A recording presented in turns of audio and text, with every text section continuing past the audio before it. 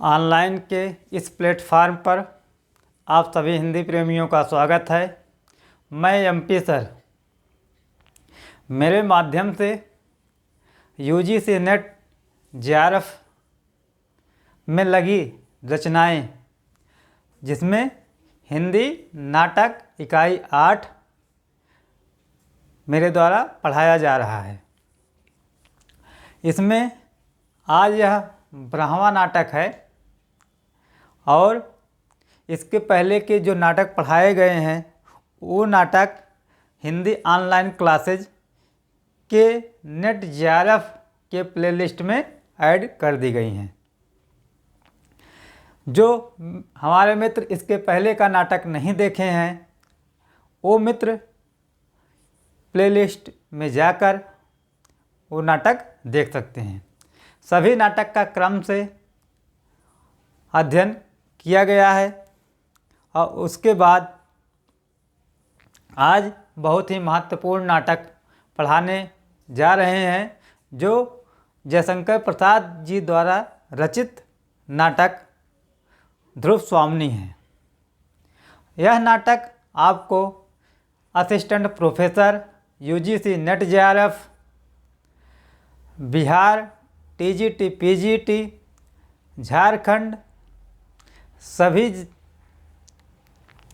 जगह यह सिलेबस में शामिल है। यह अति महत्वपूर्ण नाटक है, इसलिए आज यह वीडियो आपके लिए काफ़ी महत्वपूर्ण होने वाला है। तो हम शुरुआत करते हैं। आज यह 12वां नाटक, जिसका नाम है ध्रुव स्वामिनी।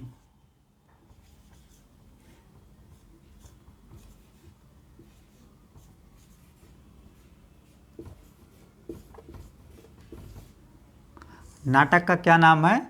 ध्रुव स्वामिनी नाटक। अब यह नाटक, जो इस नाटक की नायिका है ध्रुव स्वामिनी, उसी पर यह आधारित नाटक है। और कैसा नाटक है यह?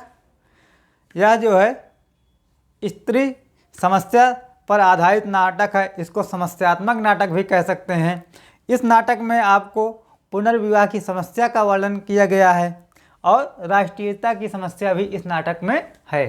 तो आइए हम देखते हैं ध्रुव स्वामिनी नाटक। सबसे पहले नाटक के रचनाकार देखेंगे। नाटक के रचनाकार, तो नाटक के रचनाकार जयशंकर प्रसाद जी। जयशंकर प्रसाद।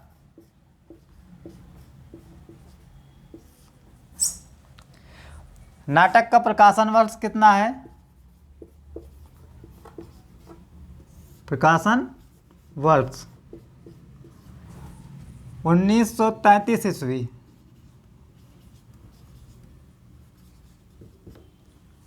नाटक का प्रकाशन वर्ष 1933 ईस्वी। और जयशंकर प्रसाद जी हिंदी नाटक में ऐतिहासिक नाटकों के जनक माने जाते हैं।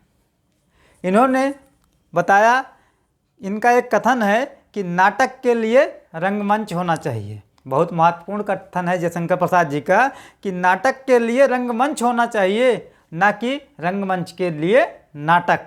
यह कथन देके पूछ सकता है कि नाटक के संबंध में यह कथन किस लेखक का है, कि नाटक के लिए रंगमंच होना चाहिए। ये कथन है कि नाटक के लिए रंगमंच होना चाहिए, रंगमंच के लिए नाटक नहीं। यह कथन किसका है? जयशंकर प्रसाद जी का। तो हम देख रहे हैं ध्रुव स्वामिनी नाटक।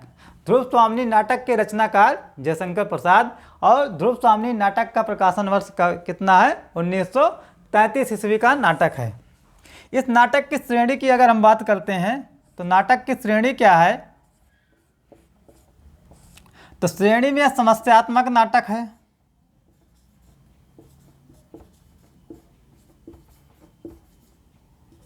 समस्यात्मक नाटक। यदि पूछा जाए कि हिंदी में ऐतिहासिक नाटकों के जनक कौन हैं, तो जयशंकर प्रसाद जी। और समस्यात्मक नाटक के जनक कौन हैं? तो लक्ष्मी नारायण मिश्र जी को समस्यात्मक नाटक का जनक माना जाता है। दो प्रश्न बनते हैं कि अगर ऐतिहासिक नाटकों का जनक पूछा जाए तो जयशंकर प्रसाद जी, और समस्यात्मक नाटक का जनक पूछा जाए तो लक्ष्मी नारायण मिश्र जी। और लक्ष्मी नारायण मिश्र के द्वारा लिखा गया एक नाटक है जो सिंदूर की होली के नाम से है। यह नाटक आपके यूजीसी नेट जेआरएफ के सिलेबस में लगा हुआ है। इस नाटक को पढ़ाया जा चुका है, यह प्लेलिस्ट में ऐड भी है। समस्यात्मक नाटक है और स्त्री प्रधान नाटक है। पूछा जाए ध्रुव स्वामिनी कैसा नाटक है, तो यह समस्यात्मक नाटक के साथ स्त्री प्रधान नाटक है कि इसमें स्त्री की समस्या का भी चित्रण किया गया है। इसकी प्रधान समस्या क्या है, मुख्य समस्या जो है वह स्त्री प्रधान है। ये दो चीज़ें हो गई। इसके बाद हम देखते हैं इस नाटक में कितना अंक है। जो ध्रुव स्वामिनी नाटक है, नाटक में कितना अंक है, तो नाटक में 3 अंक है। यह भी काफ़ी महत्वपूर्ण है। और यहाँ दृश्य कितना है, नाटक में दृश्य तो 3 अंक 3 दृश्य, 3 अंक 3 दृश्य ध्यान देना है।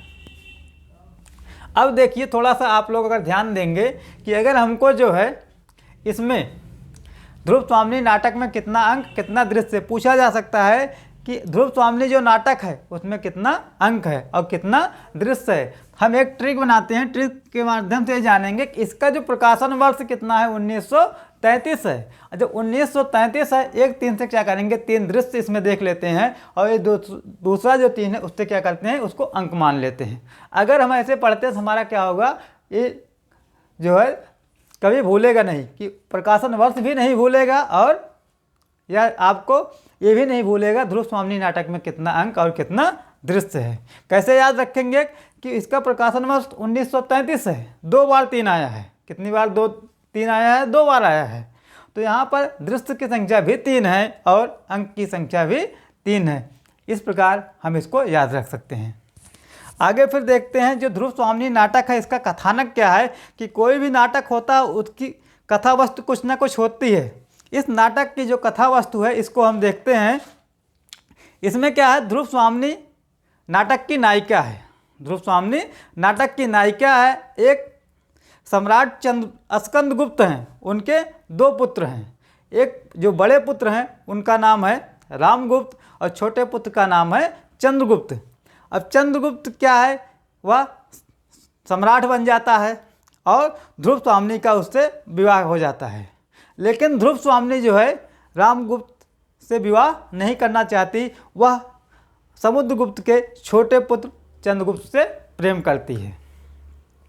फिर क्या होता है, किसी तरह उनका विवाह हो जाता है। लेकिन रामगुप्त क्या है, कायर है। वह सकराज के डर से ध्रुव स्वामिनी को सकराज के शिविर में भेज देता है। इसके बाद क्या होता है कि चंद्रगुप्त स्त्री का वेश बनाकर सकराज की हत्या कर देता है और अंत में चंद्रगुप्त ध्रुव स्वामिनी से विवाह कर लेता है। यही नाटक का कथानक है। तो इसको आइए हम देखते हैं, नाटक का कथानक।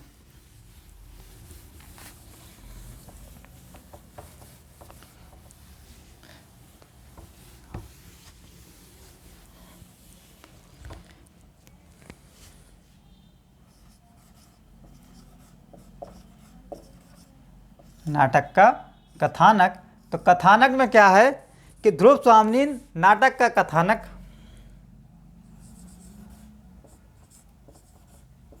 ध्रुव स्वामिनी नाटक का कथानक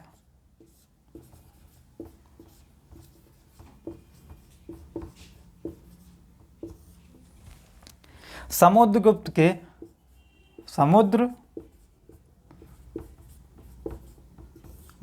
के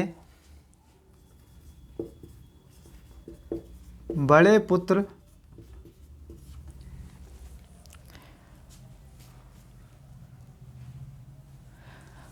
समुद्रगुप्त के पुत्र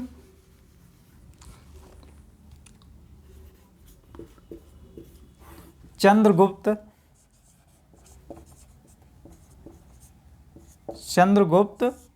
एवं ध्रुव स्वामिनी से संबंधित है।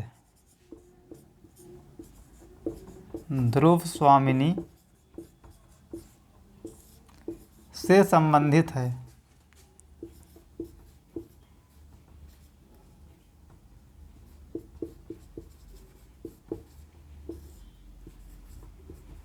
और क्या है कि ध्रुव स्वामिनी का विवाह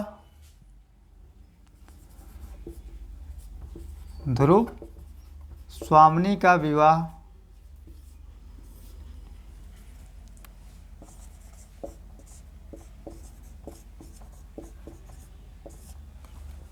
किससे हो जाता है? रामगुप्त से हो जाता है। रामगुप्त से हो जाता है।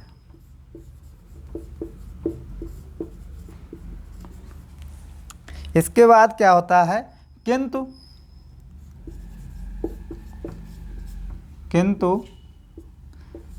ध्रुव स्वामिनी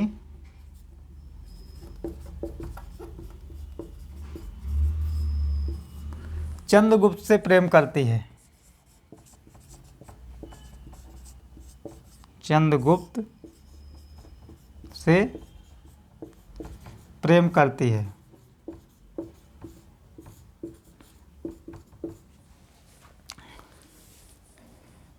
रामगुप्त कायर है। रामगुप्त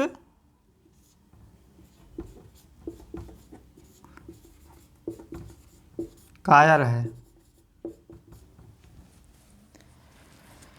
ध्रुव स्वामिनी को वह ध्रुव स्वामिनी को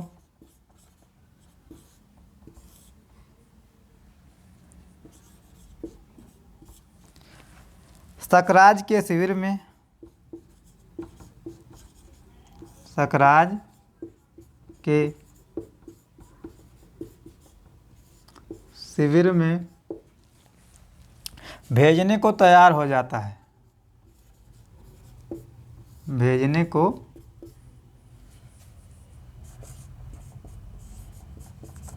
तैयार हो जाता है।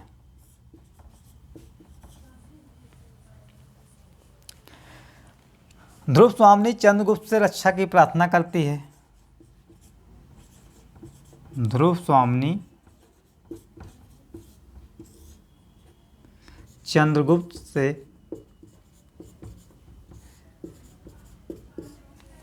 रक्षा की प्रार्थना करती है। रक्षा की प्रार्थना करती है।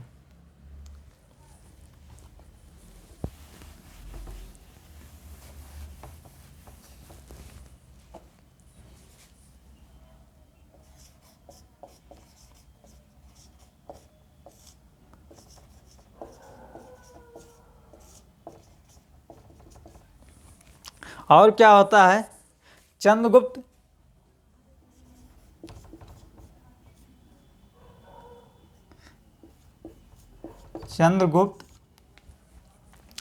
सकराज की हत्या कर देता है।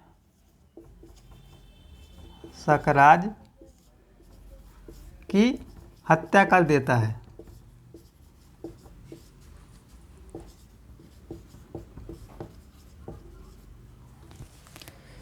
और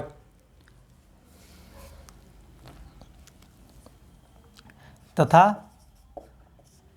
चंद्रगुप्त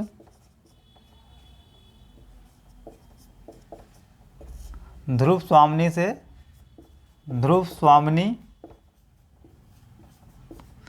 से विवाह कर लेता है।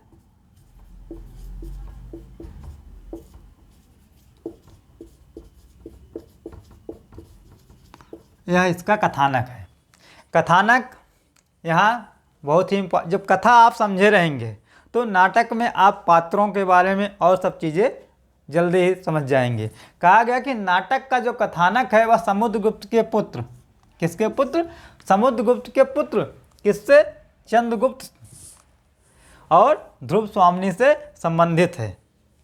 ध्रुव स्वामिनी का जो विवाह है किससे हो जाता है? वो रामगुप्त से हो जाता है। लेकिन ध्रुव स्वामिनी किससे प्रेम करती है? वह चंद्रगुप्त से प्रेम करती है। रामगुप्त कायर व्यक्ति है। रामगुप्त कैसा व्यक्ति है?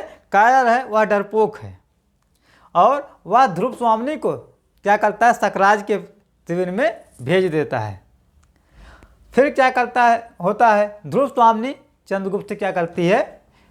रक्षा के लिए प्रार्थना करती है। और अंत में होता है कि जो चंद्रगुप्त सकराज की हत्या कर देता है और चंद्रगुप्त ध्रुव स्वामिनी से विवाह कर लेता है। यह ध्रुव स्वामिनी नाटक का कथानक है। बहुत ही महत्वपूर्ण नाटक है, इसलिए इसको बहुत ध्यान से पढ़ेंगे। इसके बाद देखते हैं स्कंदगुप्त जो ध्रुव स्वामिनी नाटक का,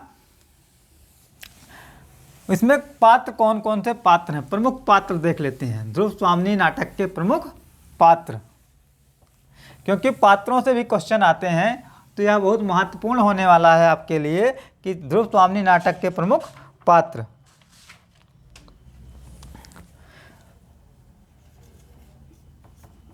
ध्रुव स्वामिनी नाटक के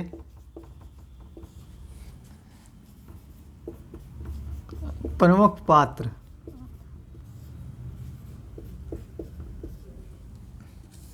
जिसमें कुछ स्त्री पात्र हैं और कुछ क्या है, पुरुष पात्र हैं। तो सबसे पहले हम देखते हैं पुरुष पात्र। इसमें पुरुष पात्र कौन कौन से हैं? पुरुष पात्र, तो पुरुष पात्रों में यह आपके लिए इम्पॉर्टेंट है, यहाँ से इम्पॉर्टेंट लगा लीजिए कि ध्रुव स्वामिनी नाटक के प्रमुख पात्र। इन पात्रों में पहला हम देखते हैं कौन सा, पुरुष पात्र। पुरुष पात्र के रूप में कौन कौन आए हैं, तो जिसमें आपका चंद्रगुप्त, पहला पात्र जो है वह चंद्रगुप्त। अभी आगे पढ़ेंगे हाँ चंद्रगुप्त नाटक का क्या है, इसका क्या संबंध है। तो दूसरा पात्र इसका जो है रामगुप्त है। चंद्रगुप्त और रामगुप्त। अगला पात्र शिखर स्वामी, शिखर स्वामी। एक पात्र इसमें पुरोहित, पुरोहित है। एक पात्र सकराज है, पुरोहित सकराज। ऐसे पात्रों का नाम देके पूछेगा यह किस नाटक के पात्र हैं। तो चंद्रगुप्त, रामगुप्त, शिखर स्वामी, पुरोहित, सकराज। इसके बाद एक पात्र इसमें जो है खिंगिल है, खिंगिल। एक पात्र इसमें मिहिरदेव, मिहिरदेव। कहीं कहीं इनका नाम मिहिरसेन भी मिलता है। आगे स्त्री पात्रों में देखते हैं कौन कौन से स्त्री पात्र हैं। स्त्री पात्र, पात्रों का वर्गीकरण हम दो प्रकार से कर रहे हैं, इसमें पुरुष पात्र और स्त्री पात्र। तो स्त्री पात्रों में आपका जो सबसे महत्वपूर्ण पात्र है वह ध्रुव स्वामिनी है। ध्रुव स्वामिनी।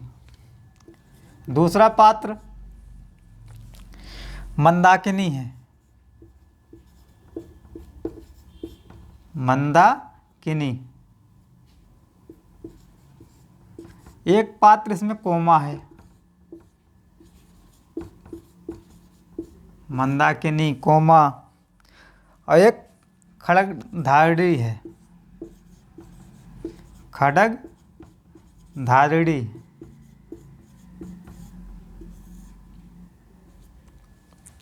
तो प्रमुख पात्रों को हमने देख लिया, यह इम्पॉर्टेंट है आपके लिए। और यहाँ से इसको जो है आप लोग याद कर लीजिए कि ध्रुव स्वामिनी नाटक में कौन कौन से पात्र हैं। तो पात्रों में आपने देखा ध्रुव स्वामिनी जो नाटक की नायिका है, एक पात्र मंदाकिनी या स्त्री पात्रों में एक कोमा पात्र है, एक खड्गधारिणी है। इसके अलावा जो पुरुष पात्र हैं उन पात्रों में आप चंद्रगुप्त को देखते हैं, स्कंदगुप्त को देखते हैं, चंद्रगुप्त और रामगुप्त। और एक पात्र शिखर स्वामी, एक पुरोहित, एक सकराज, एक खिंगिल और मिहिरदेव। ये पात्र किस नाटक के हैं? आपके ध्रुव स्वामिनी के। अब इसके बाद हम देखते हैं जो नाटक में पात्र आए हैं उन पात्रों का वैशिष्ट्य क्या है, कि चंद्रगुप्त का नाटक से क्या संबंध है, इसका नाटक में क्या रोल है। तो सबसे पहले हम देखते हैं प्रमुख पात्रों में चंद्रगुप्त को। चंद्रगुप्त के बारे में जानना है। इम्पॉर्टेंट है, यहाँ से प्रश्न बनेगा। जो बच्चे, जो हमारे मित्र बिहार स्टेट का पेपर देने गए थे, तो यहाँ से प्रश्न बना था कि चंद्रगुप्त नाटक का नायक कौन है। तो यहाँ पर चंद्रगुप्त, ये ध्रुव स्वामिनी जो है, अब यहाँ देखिए कि ध्रुव स्वामिनी नाटक के प्रमुख पात्र, जिसमें पहला पात्र है चंद्रगुप्त। चंद्रगुप्त क्या है? नाटक का नायक। इसकी पहली विशेषता है कि नाटक का नायक है, नाटक का नायक, ध्रुव स्वामिनी का प्रेमी, ध्रुव स्वामिनी का प्रेमी है। नाटक का नायक ध्रुव स्वामिनी का प्रेमी। समुद्रगुप्त का छोटा पुत्र, समुद्रगुप्त का छोटा पुत्र है। रामगुप्त का छोटा भाई है, रामगुप्त का छोटा भाई। सकराज की हत्या करने वाला, सकराज की हत्या करने वाला। पूछा जा सकता है कि ध्रुव स्वामिनी नाटक में सकराज की हत्या किसने की? तो चंद्रगुप्त, सकराज की हत्या करने वाला। और इसके चरित्र की क्या विशेषता है? वीर और आदर्श, वीर और आदर्श शासक।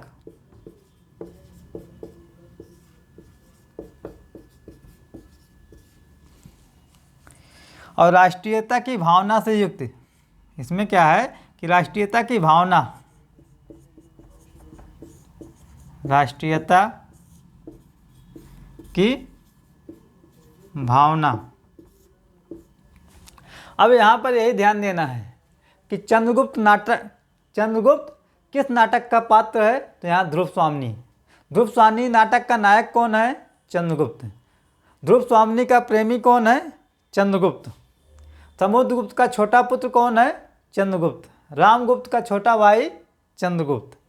सकराज की हत्या किसने की? चंद्रगुप्त। और इसके बाद देखते हैं रामगुप्त, जो दूसरा पात्र, रामगुप्त के बारे में जानते हैं।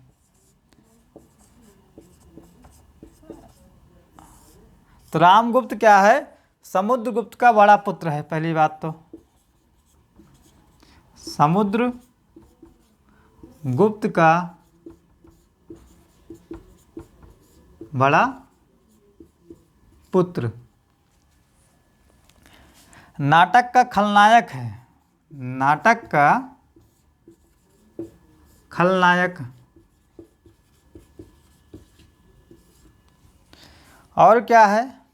अयोग्य शासक है, अयोग्य शासक। कायर है,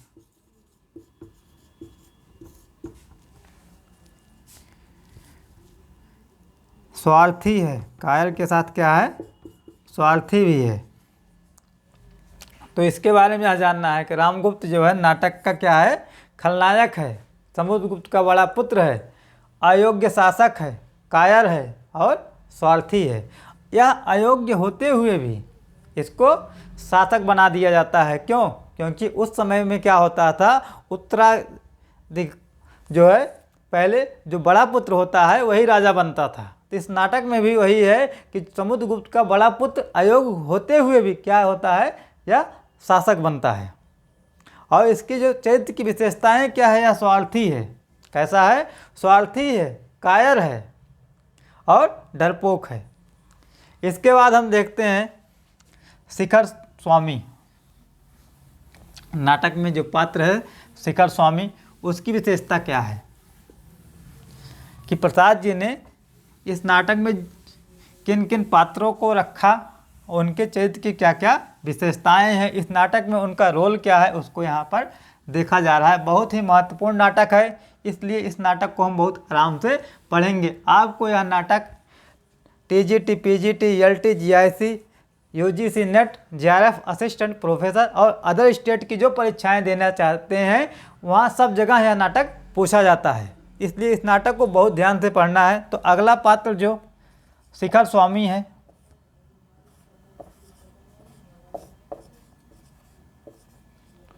शिखर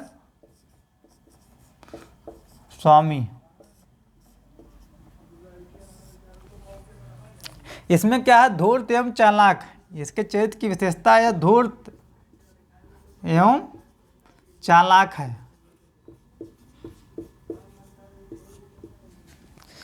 रामगुप्त का साथ देने वाला, रामगुप्त का साथ देने वाला।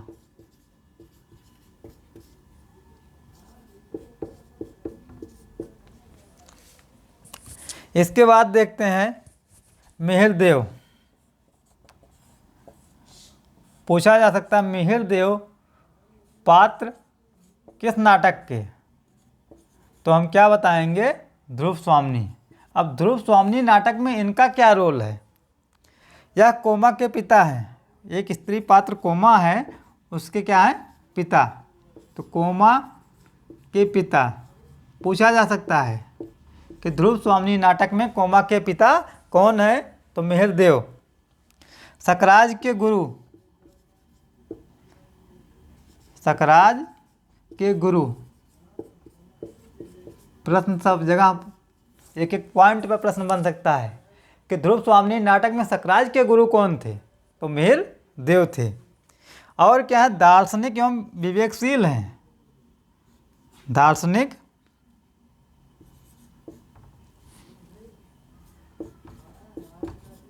दार्शनिक एवं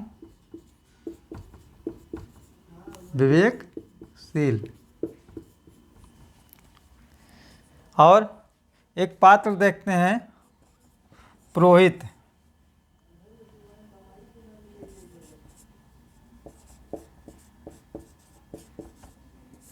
पुरोहित की क्या भूमिका है इस नाटक में, तो पुरोहित क्या है, निर्भीक एवं तेजस्वी है। इसके चरित्र की विशेषता निर्भीक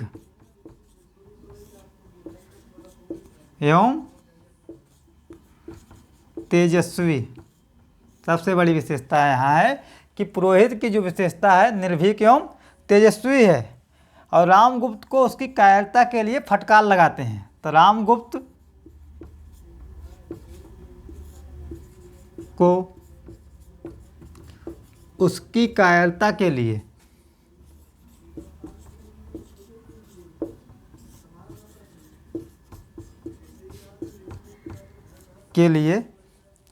फटकार लगाने वाला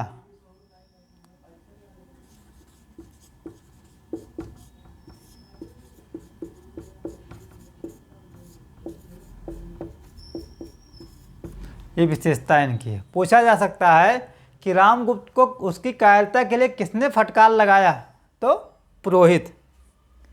आगे फिर देखते हैं हम सकराज। सकराज क्या है, इसकी क्या भूमिका है इस नाटक में। वैसे यह नाटक सभी लोगों का पढ़ा हुआ नाटक होगा, चाहे स्नातक में आप लोग पढ़े होंगे इस नाटक को, चाहे पीजी में पढ़े होंगे, यह पढ़ा हुआ नाटक है। बहुत आसान और बहुत ही महत्वपूर्ण नाटक है। यह नाटक वैसे सबके समझ में आ जाएगा। तो सकराज को देखते हैं, सकराज की इस नाटक में भूमिका क्या है। सकराज, तो सकराज के बारे में क्या जानना है, यह क्या है, चालाक है। सकराज जो है चालाक, षड्यंत्रकारी है,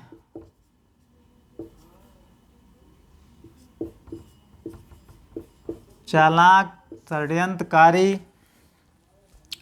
ध्रुव स्वामिनी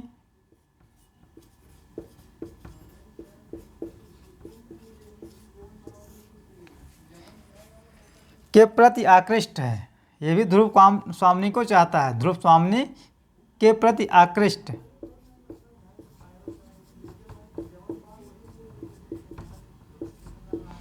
और कोमा का प्रेमी है, कोमा का प्रेमी।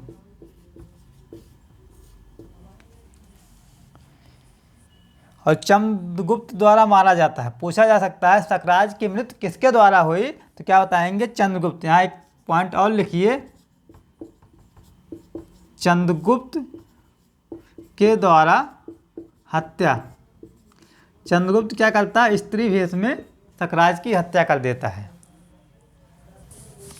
ठीक, तो यह क्या है, सकराज ध्रुव स्वामिनी के प्रति आकृष्ट है, कोमा का प्रेमी है और चंद्रगुप्त के द्वारा मारा जाता है।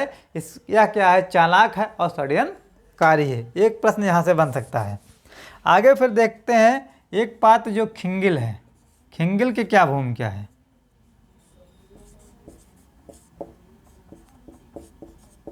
खिंगिल, तो खिंगिल क्या है, सकराज के दरबार का दूत है।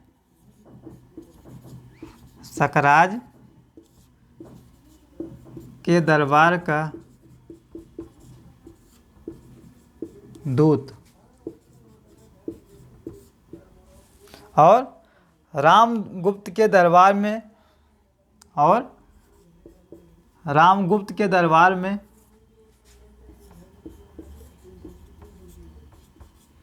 रामगुप्त के दरबार में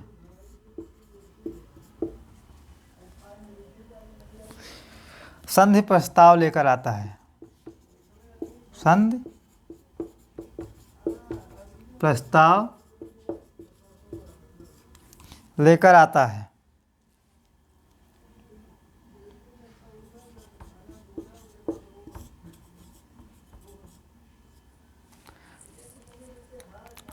तो यह पुरुष पात्रों का हो गया कि पुरुष पात्रों के जो चरित्र चित्रण थे उसमें हमने देखा। आगे हम देखते हैं स्त्री पात्रों में।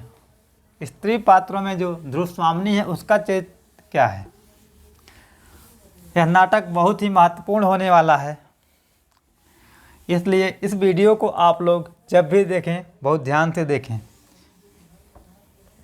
क्योंकि यह नाटक एक बार पढ़ने से आपको कई जगह फायदा हो सकता है। तो देखेंगे हम ध्रुव स्वामिनी।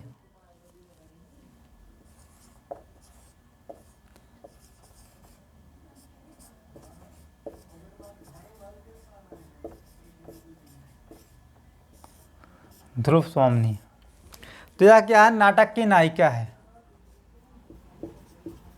नाटक की नायिका। पूछा जा सकता है ध्रुव स्वामिनी किस नाटक की नायिका है, तो ध्रुव स्वामिनी नाटक की नायिका है। आदर्श प्रेमिका है। आदर्श प्रेमिका है। और क्या है, राष्ट्रीयता के भावों से युक्त है। इसके अंदर राष्ट्रीयता की भावना विद्यमान है। राष्ट्रीयता की भावना से युक्त। और इसके बारे में क्या है कि नारी अस्मिता, नारी अस्मिता एवं नारी मुक्ति का प्रतीक है।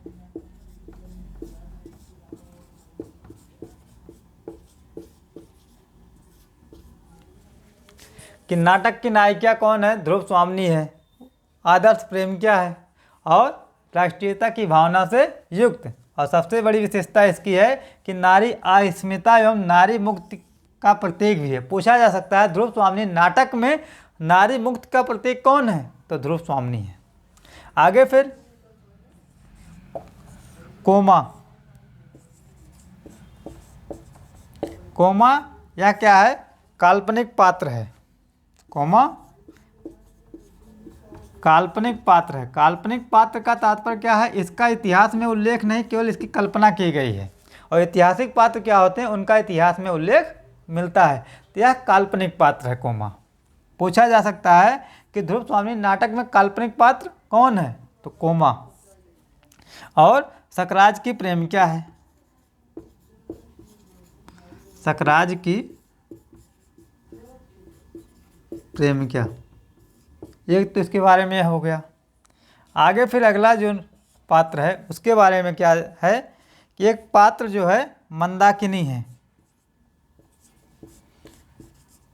मंदाकिनी ये भी क्या है, काल्पनिक पात्र है। काल्पनिक पात्र। और रामगुप्त और चंद्रगुप्त की बहन है। एक चीज़ ये भी ध्यान देना है कि रामगुप्त एवं चंद्रगुप्त की बहन। पूछा जा सकता है कि ध्रुव स्वामी नाटक में मंदाकिनी का रामगुप्त और चंद्रगुप्त से क्या संबंध है। तो यह जो है रामगुप्त और चंद्रगुप्त की क्या है, बहन है। आगे अंतिम पात्र एक पात्र है उसको देख लेते हैं, वह है खड्गधारिणी। खड्गधारिणी यह क्या है, रामगुप्त की गुप्तचर है। गुप्तचर का क्या तात्पर्य होता है, गुप्तचर क्या होते हैं, यह नाटक में इनका रोल है कि यह जो है कहीं छिपकर पूरी सूचना क्या करते हैं, वह रामगुप्त को देती थी। मतलब आराम से चुप के सबके सामने ना जाकर सबसे भेद लेकर क्या करती थी, रामगुप्त को उसकी सूचना देती थी। इस प्रकार ध्रुव स्वामी नाटक के जो प्रमुख पात्र थे उनका वैशिष्ट था वह समाप्त होता है। अब देखते हैं जो ध्रुव स्वामी नाटक है इसका उद्देश्य क्या है, क्योंकि नाटक का भी अपना एक उद्देश्य होता है। उस नाटक के बिना, किसी उद्देश्य के बिना नाटक को अधूरा माना जाता है। तो ध्रुव स्वामी नाटक का उद्देश्य देखते हैं।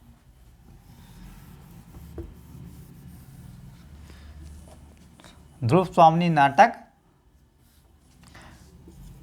का उद्देश्य पूछा जा सकता है कि इनमें से कौन सा ध्रुव स्वामी नाटक का उद्देश्य है। तो उद्देश्य इसका सबसे पहले है कि स्त्री अस्मिता का प्रश्न उठाना। स्त्री प्रधान नाटक है तो इसमें क्या है, स्त्री अस्मिता का प्रश्न उठाना।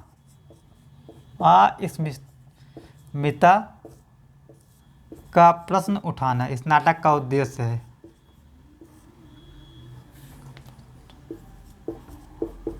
दूसरा इसका उद्देश्य क्या है, दूसरा उद्देश्य अनमेल विवाह का चित्रण। अनमेल विवाह का चित्रण। एक उद्देश्य इस नाटक का है अयोग्य शासक की योग्य शासक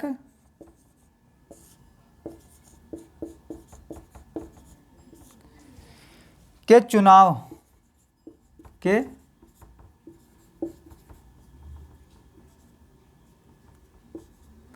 चुनाव की ओर ध्यान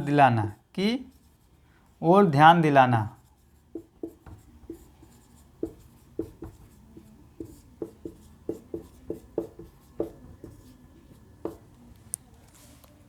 आगे इस नाटक का क्या उद्देश्य है, स्त्री भोग की वस्तु ना होकर, स्त्री भोग्य की वस्तु ना होकर उसकी अस्मिता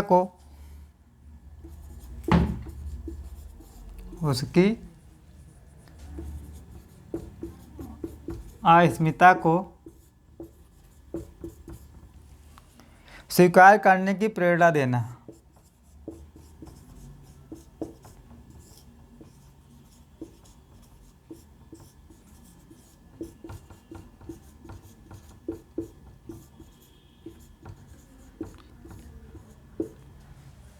तो ध्रुव स्वामिनी नाटक का जो उद्देश्य है वह उद्देश्य क्या है?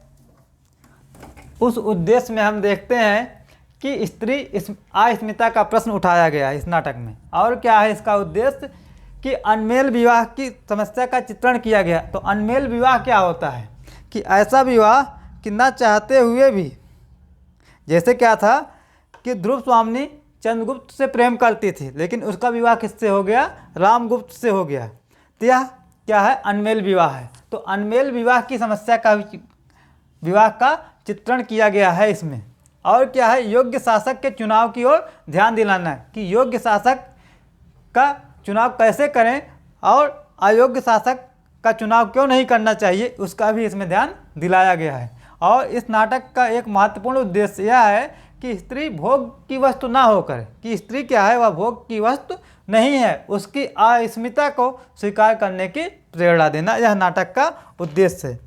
इसके बाद देखते हैं कि ध्रुव स्वामिनी जो नाटक है उसमें किस किस समस्या का चित्रण किया गया है।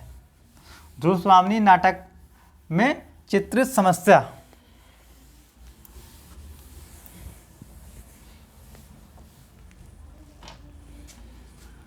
नाटक में चित्रित समस्याएं।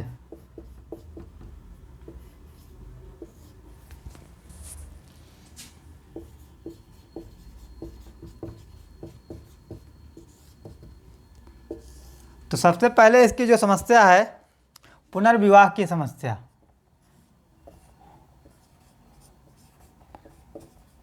पुनर्विवाह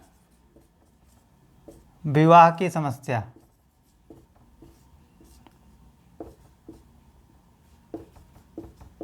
पुनर्विवाह की समस्या कैसे है? एक बार विवाह जो है ध्रुव स्वामिनी का विवाह रामगुप्त से हो जाता है, फिर क्या होता है? बाद में चंद्रगुप्त से उसका विवाह होता है, इसलिए इसमें पुनर्विवाह की समस्या का भी चित्रण है। राष्ट्रीयता की समस्या का चित्रण इसमें मिलता है। राष्ट्रीयता की समस्या का चित्रण।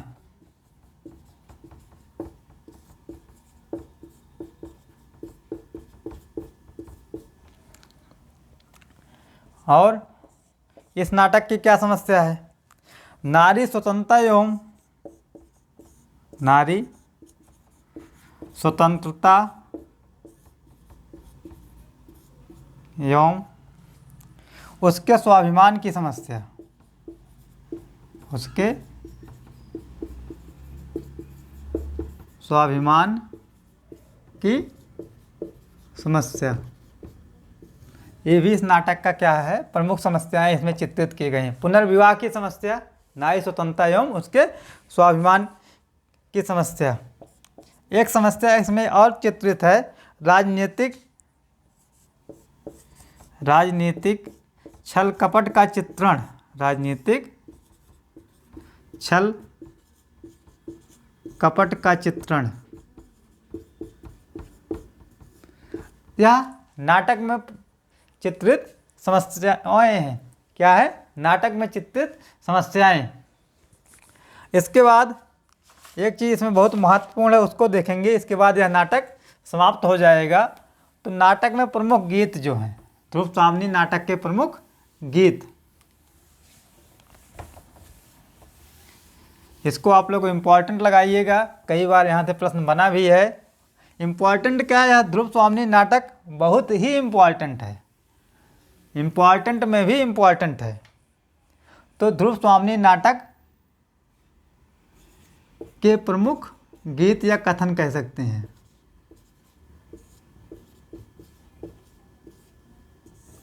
तो इसमें जो एक गीत आया है, यह कसक आंसू सहजा, यह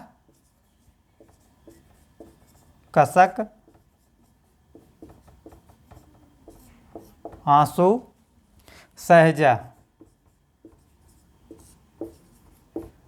डट डट, यह किसके द्वारा गाया गया है? मंदाकिनी जो पात्र है, मंदाकिनी द्वारा। और किस अंक में है? प्रथम अंक में गाया गया है, प्रथम अंक। कभी कभी प्रश्न यहाँ से प्रश्न कैसे पूछेगा? यह कसक आंसू सहजा किस नाटक का गीत है? तो ध्रुव स्वामिनी नाटक का। और यह गीत किसके द्वारा गाया गया है? मंदाकिनी के द्वारा। और यह गीत नाटक के किस अंक में है? तो प्रथम अंक में। 3 प्रश्न यहाँ से बन सकते हैं, 3 टाइप का प्रश्न बन सकता है यहाँ पर। आगे इसको इम्पॉर्टेंट लगाइए कि पैरों के नीचे जलधर हो, पैरों के नीचे जलधर हो, बिजली से उनका खेल चले, बिजली से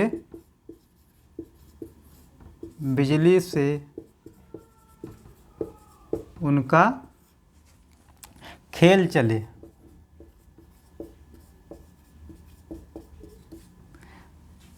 यह भी मंदाकिनी के द्वारा गाया गया और प्रथम अंक में। मंदाकिनी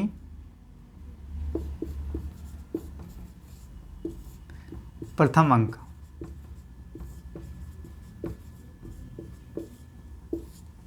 अगला गीत देखते हैं कि यौवन तेरी चंचल छाया, यौवन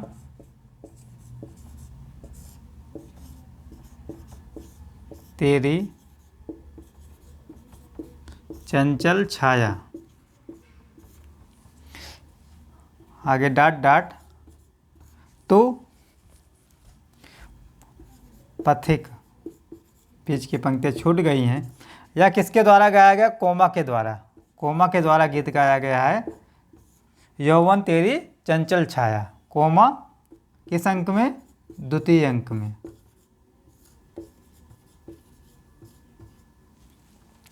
आगे 2 गीत इसके और हैं, उसको देख लेते हैं, उसके बाद यह नाटक समाप्त हो जाएगा।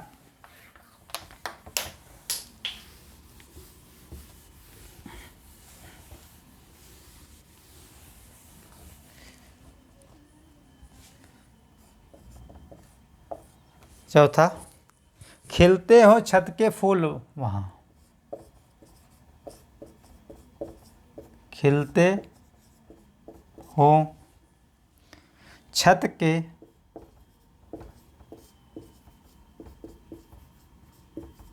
फूल वहाँ। इसमें क्या है? किसके द्वारा गाया गया है? मंदाकिनी के द्वारा।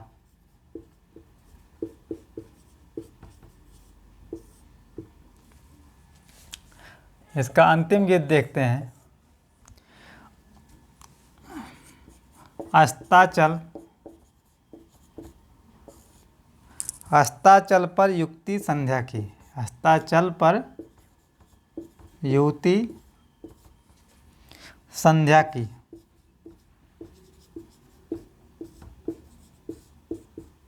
यह किसके द्वारा गाया गया है? नर्तकियों द्वारा गाया गया है।